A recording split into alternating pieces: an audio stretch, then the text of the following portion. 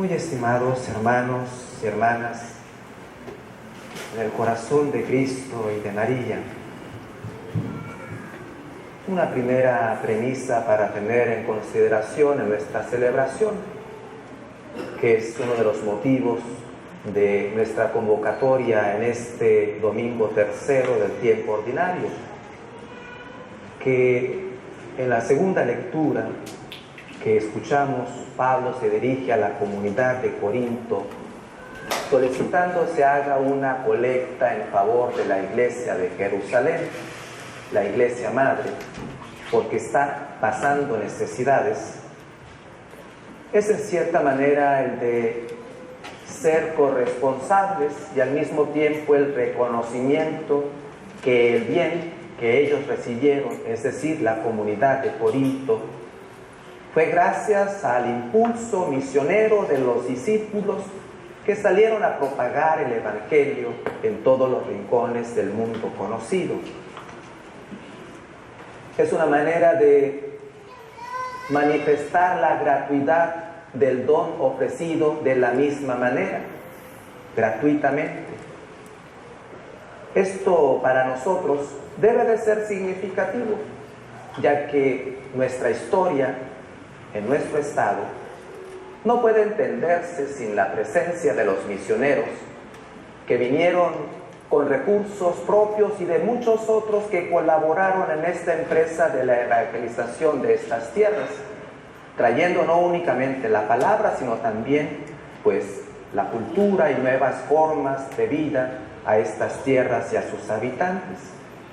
Muchos de nosotros inclusive somos herederos también de aquellos que en nuestra breve historia retomaron la evangelización que había quedado truncada por distintas circunstancias y a partir de 1939 la presencia de los misioneros del Espíritu Santo vuelve de nueva cuenta este impulso misionero y ellos recibieron mucha ayuda para llevar a cabo su empresa de lo que se conoce como propaganda fide.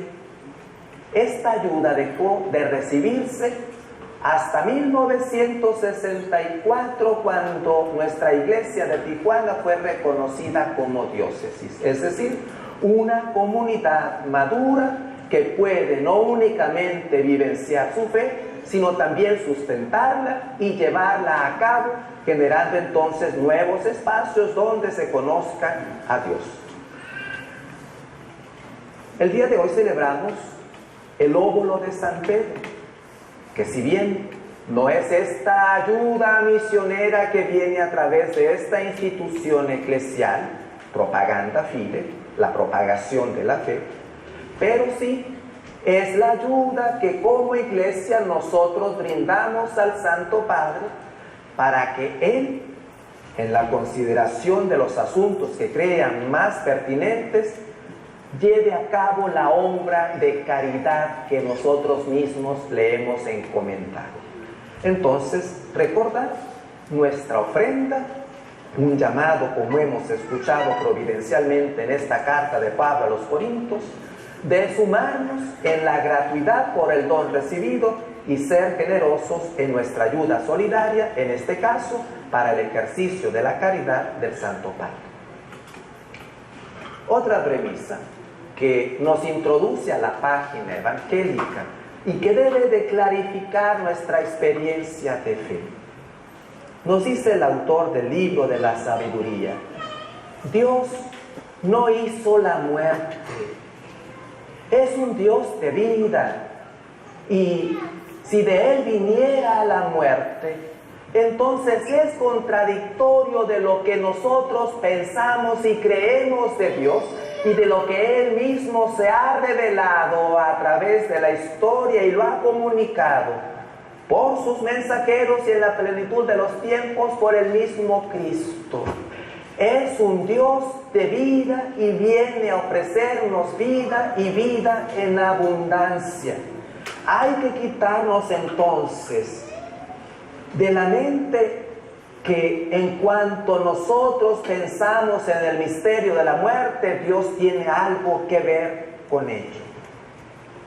Y continúa: no se recrea en la destrucción de los vivientes.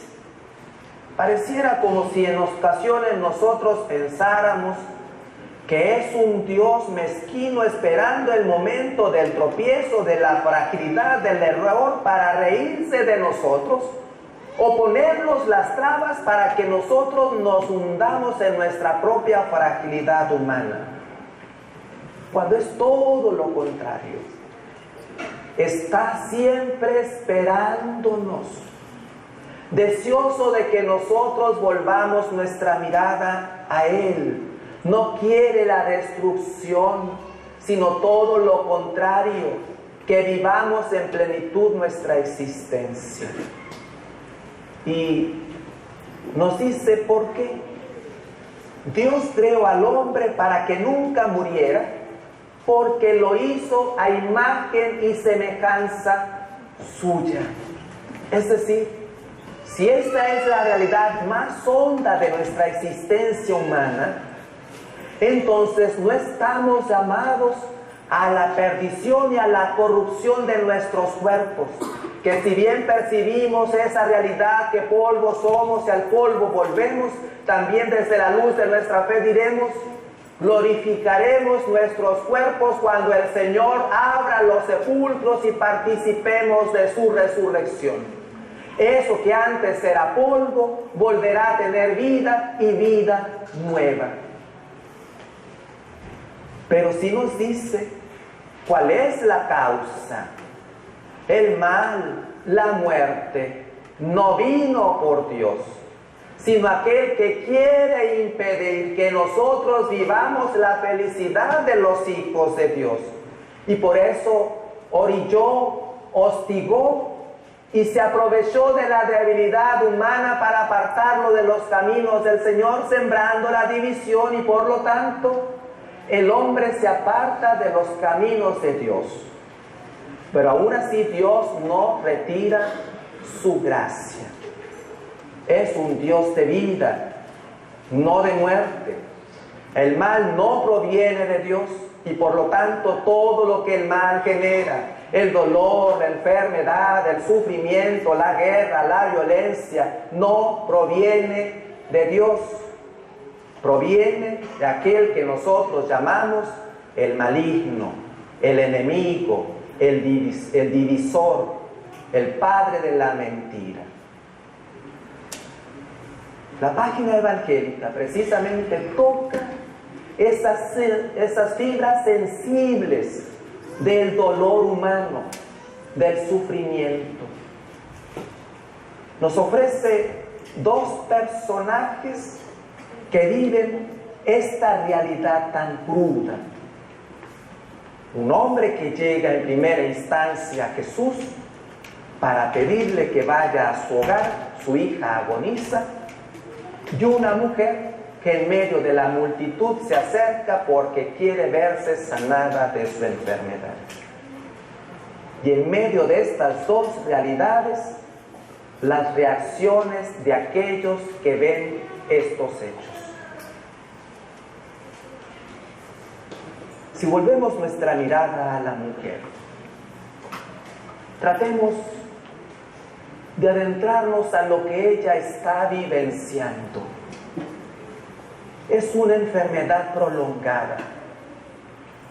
Todo lo que esto genera, ver que su propio cuerpo se va degenerando paulatinamente,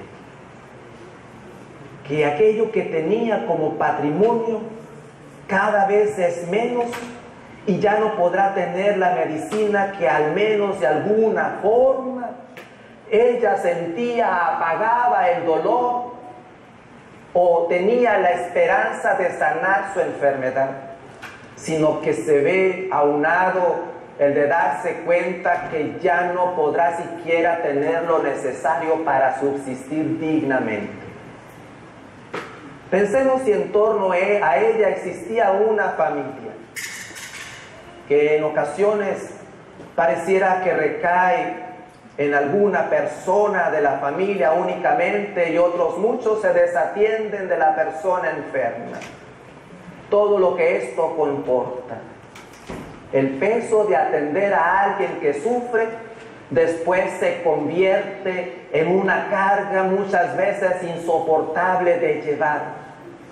La división que se genera en la familia, porque no todos son solidarios, se vuelven indiferentes. Y aquel que de una manera, por azares del destino o por amor al ser querido le atiende, siente precisamente por el alejamiento de la familia el dolor y experimenta ese sentimiento de víctima, de martirio, de tener que llevar a cabo a cuestas una responsabilidad que no le compete únicamente a ella. El sentimiento inclusive del enfermo, de ver cómo la familia se aleja, se divide, de sentirse inútil. Es todo un drama cuando se vive la enfermedad así.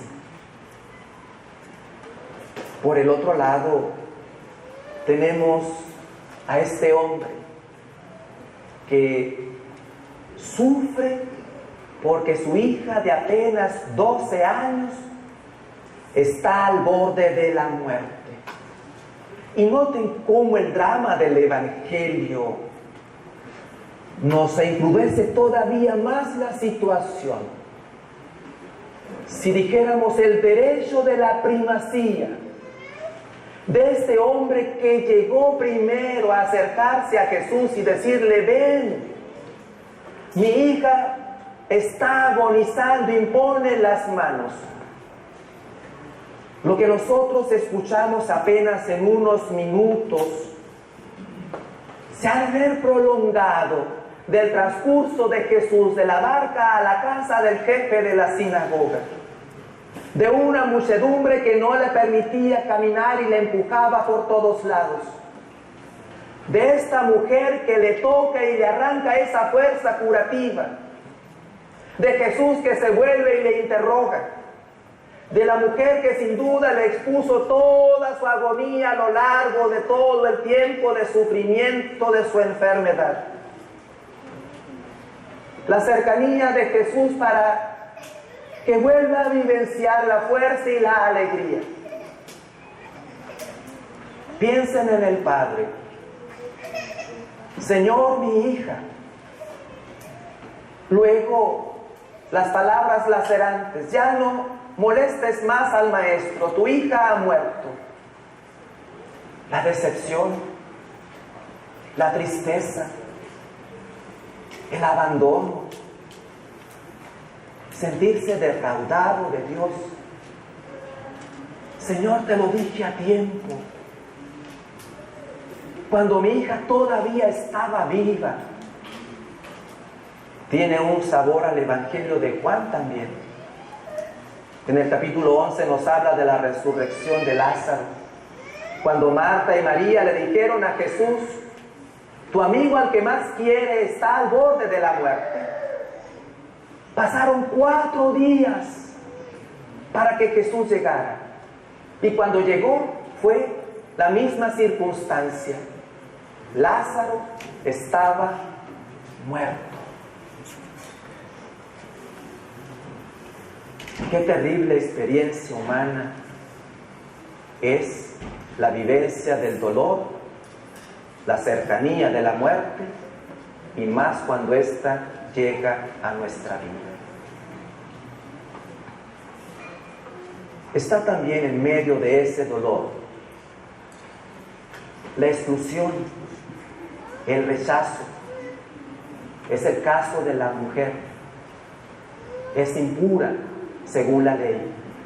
Por el flujo de sangre no podía tener contacto con los demás. Faltan 2 reglas principales. La primera de ellas: no podía la mujer tener contacto y dirigirle la palabra a un rabino. Segundo, y más grave aún, por su enfermedad, el de confundirse con la multitud y permitir, por lo tanto, que muchos la tocaran. Había entonces pasado en ese sentido, según la mentalidad, su impureza a todos aquellos que tuvieron contacto con ella. El riesgo que de ser descubierta fuera apedreada. Además, por su condición de mujer, peor aún, no tenían derecho alguno en la época de Jesús. Eran consideradas como un objeto que podía ser repudiada por el esposo cuando mejor le conviniera por la excusa más inverosímil.